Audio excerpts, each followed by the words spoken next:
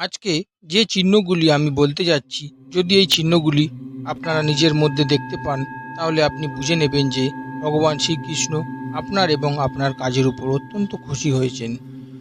অনেক মানুষ আছে যারা এই চিহ্নগুলি বুঝতে পারে না যে এইগুলি কোনো দিব্য চিহ্ন, না ভগবান শ্রীকৃষ্ণ নিজে থেকেই কৃপা করে এই চিহ্নগুলি দিয়েছেন।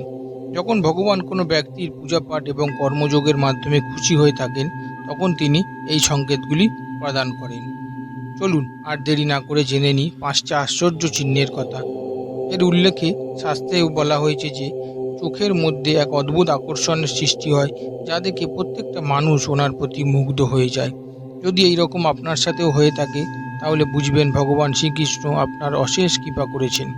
দ্বিতীয় যে চিহ্নটি আপনার শরীর থেকে দেখা যাবে, সেটি হলো আপনার মুখমণ্ডলে দিব্য ভাব ফুটে ওঠে।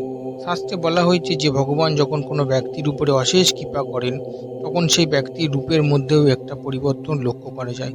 প্রত্যেকটা মানুষ তার মুখের দিকে তাকালে আকর্ষণ এবং মনে মনে শান্তি অনুভব করেন। এটি অত্যন্ত ভালো একটি চিহ্ন, যা ঈশ্বর দ্বারা তিনি এটি নিজে থেকেই পেয়েছেন। তৃতীয় যে চিহ্নটি আছে, সেটি হলো শরীরের চারপাশ থেকে সুন্দর গন্ধ আসা। আপনারা হয়তো কখনো কখনো লক্ষ্য করবেন যে যখন কোনো বড় সাধু বা মহাপুরুষের কাছে যাওয়া যায়, তখন তাদের শরীরের আশেপাশ থেকে এক দিব্য গন্ধ অনুভব করতে পারা যায়, যা আপনার মনকে প্রসন্ন করে দেয়।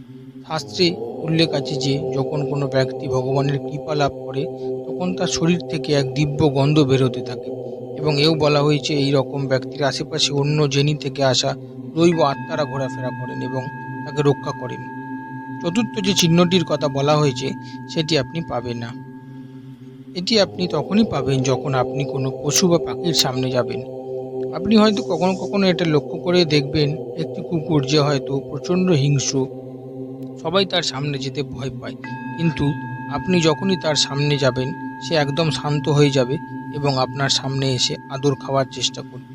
আপনি যখন কোনো পশু বা পাখির কাছে যাবেন এবং সেই পশু বা পাখিটি যখন নিজেই আপনার কাছে এসে আদর খেতে চাইবে, বা আপনার চারপাশে এসে বসে থাকবেন, বা আপনার পাশে এসে বসে থাকবেন, ভগবানের দিব্য শক্তির কারণে সেই পশু পাখিও দিব্য শক্তি অনুভব করতে পারে এবং তারা অত্যন্ত আনন্দের সাথে আপনার কাছে আসতে চাইবে।